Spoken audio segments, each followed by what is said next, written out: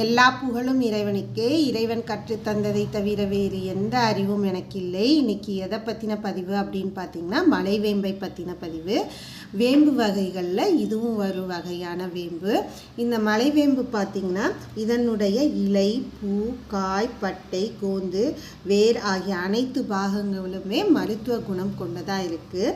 இதனுடைய தன்மை பார்த்திங்கன்னா கசப்பு, மிகவும் கடுமையான கசப்பு தன்மையை கொண்டதாக இருக்குது. இதனுடைய இலைகள் கத்தி போல இருக்கும். பூக்கள் பார்த்திங்கன்னா வெண்மை நிறத்தில் வாடாமல்லி பூ நிறத்தை கலந்து இருக்கும்.